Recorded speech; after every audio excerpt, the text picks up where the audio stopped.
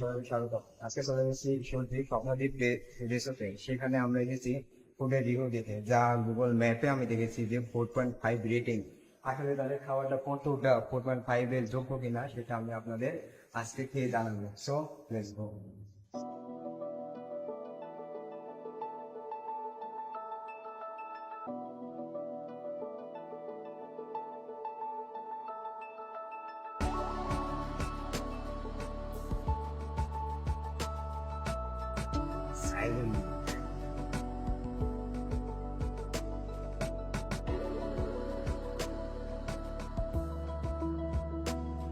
এখানে আসার পরে পুরো বড় বড় ভাব লাগছে, কিন্তু আমি তো বড় লোক না। একটু দেখান সবাইকে।